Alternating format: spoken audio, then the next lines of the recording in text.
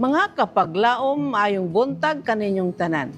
Ang atong hilisgutan karong Marso 24, giuluhan og ang iyang gitakda nga panahon. Ang atong teksto makita sa Buhat 24:21. Bahin sa pagkabanhaw sa mga patay, ania ako karon niining adlaw ginahukman sa inyong atubang. Kapaglaom, nagaingon si Elizabeth nga nalipay ako nga nakadawat og tawag sa ministeryo. Sa miagi nga 15 ka tuig ako nagtrabaho sa kalibutan sa negosyo ug naghuna-huna sa pagbiya sa tanan aron mosulod sa ministeryo. Apan ang tawag mao ang usa ka part-time nga katungdanan uban sa usa ka posibilidad sa usa ka full-time nga buhaton sa umalabot. Angay baka nga biyaan ang akong propesyon, ang akong bugos nga sweldo alang sa usa ka part-time nga trabaho nga walay mga garantiya? Apan kung sigurado kita nga ang Dios nagiya kanato, kinahanglan kita mutugyan sa iyang gitakda nga panahon. Akong gidawat ang trabaho ug nagulat. Milabay ang pipila ka bulan ako nahimong usa ka full-time nga ministro.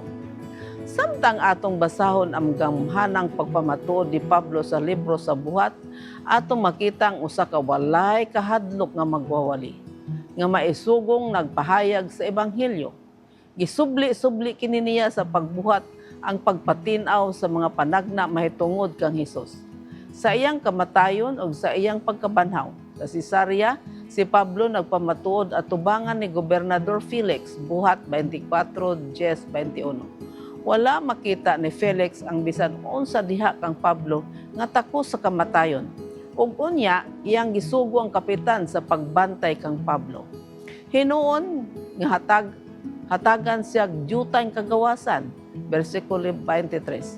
Apan sa paglabay sa panahon, matag karon og unya tawagon ni Felix si Pablo ug naminaw siya kaniya nga nagsulti mahitungod sa pagtuo kang Kristo Jesus.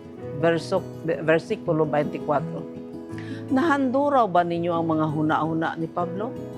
Kanus man ako tugutan sa Dios nga makagawas dinhi. Ako nagpamatuod mahitungod kang Jesus. Gusto ko nga moadto sa ubang mga syudad.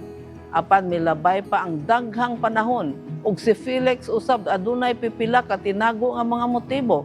Ug ipaabot usab diay niya nga hatagan siya ni Pablo og salapi. Tungod niini iyang gipakuha siya sa masubsob og nakigsulti kaniya. Versikulo 26. Inoon maayo man kana. Apan hangtod kanus unsa ang gitakda nga panahon sa Dios alang niini nga magwawali sa ebanghelyo? Karon ang makapakurat nga bahin. Apan sa paglabay na sa 2 ka tuig, si Felix gipulihan ni Porcio Festo ug kay gitinguha man niya ang paghimuot sa mga Hudiyo, si Felix may pahawa nga nagbilin kang Pablo nga binilanggo lang gihapon. Versikulo 27. Pasaylo ako. 2 pa ka tuig ngano nga gitugutan man kana sa Dios.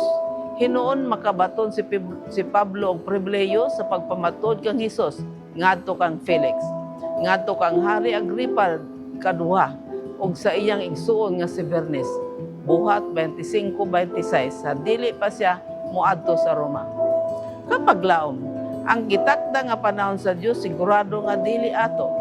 Makasalig kita nga ang usa nga namatay aron sa paglubas kanato mugiya usab kanato ngadto sa mga dapit ug tukma nga panahon ug labing maayo nga nag-alagad sa iyang makatuyan sa kaluwasan. Mag-ampo kita. Dios ug may gugmaon namo nga man sa langit, among naamgong nga ikaw adunay gitakda nga panahon alang sa imong katuyuan.